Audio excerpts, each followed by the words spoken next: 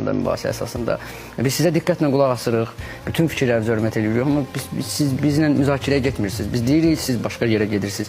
Biz cavab verməyə çalışırıq, siz başqa yerə gedirsiniz. Biz sözünüzü kəsmirik, sizlə razılaşmırıq bəzi məqamlarda sadəcə. Amma gözləmək lazımdır. Mən də sizlə razılaşmayanda axıra qədər gözləyirəm, sonra cavab verirəm. Siz də məni gözləyə bilərsiniz. Mənim gözləmək sizə borcumdur. Həm bir alim kimi, ziyalı kimi, həm məndən yaşda böyük kimi, həm bir müzakirə oponenti kimi. Mən meyxanadayam, mənim instinktimdə dəyişmək var. Mənim əslində genetikamda dəyişmək var. Mən deyilən şeyə anında cavab vermək istəyirəm. Amma bütün ədəbimlə sakitcə gözləyirəm və qulaq asıram sizə ki, nə qədər istəyir, sənət deyil, sənətçi deyilsiniz, çox böyüyür məsələ. Əslində elə deyil. Mən də istəyirəm gənclər yaxşı şeyə qulaq assın. Yəni nəyə istəyirsiniz and içim ki, mən doğrudan təklikdə qalanda istəyirəm ki, hər şey yaxşı olsun. YouTube trendləri tək meyxanadan yox, başqa şeylər də var ki, YouTube trendinə düşür, pis də olar. Mən bunu bütün səmimiyyətimlə bilirəm, bütün belə şəxsiyyətimlə deyirəm. Mənim dostlarım da bilir. Mən necə üzülürəm ona. Otururam, bəzən oturuq bir yerdə çay içəndə danışıram ki, ilahi buna necə baxırsınız siz? Bu niyə 1 milyondur? Mənim ürəyim partlayır. Mən də istəyirəm yaxşı şeyə baxsınlar. Mən də istəyirəm ki, mən bir nəfər Facebookda vergülü düz yerində olan mesaj yazanda mən sevinirəm ona cavab yazanda ki, ilahi sənə qurban olum, necə düz yazıb bu?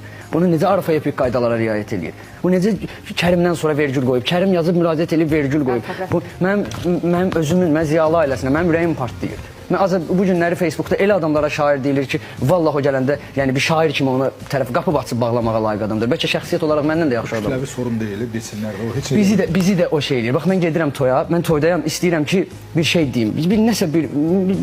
Bildiyim nəsə varsa, bir kitab Karamazov qardaşların deyək ki, oxumuşam və ya nə bilim, Dostoyevskinin Cinayət və Cəzanı oxumuşam, nəsə deyim oradan. Mənə onu deməyə qoymurlar. Mən onu deyirəm. Yəni qoymur məni deməyə. Yəni bacardığı qədər məni qoymur.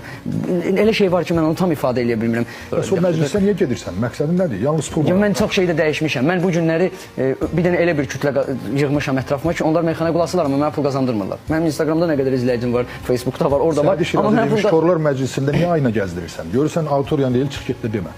Yox, mən bilmirəm axı hara gedirəm. Məsələ ondadır ki, mən gedirəm hansısa məsələni dəyişməyə. Onsuz mənim məclisə çağıranda deyirlər ki, o savadlı olan da gəlsin desin meyxana.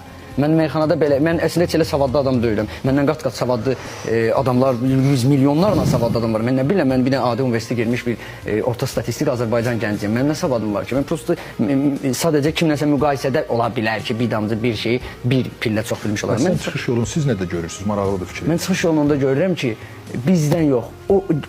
Siz nədən ki narazısınız? Onlar bax izləyicinin zövqü, baxış açısı, biliyi, məlumat alması, türklər demişkən kapasitesi nə qədər keyfiyyətli olsa, məndən çıxacaq söz o qədər keyfiyyətli olacaq. Bir alim deyir, mən bir kamanam və mənim dillərim var. Məndən çıxacaq səs sizin barmaqlarınızdan asılıdır. Yəni sən hansı dilə toxunacaqsansa o səs çıxacaq. Sən məndən nə istəyirsən odur.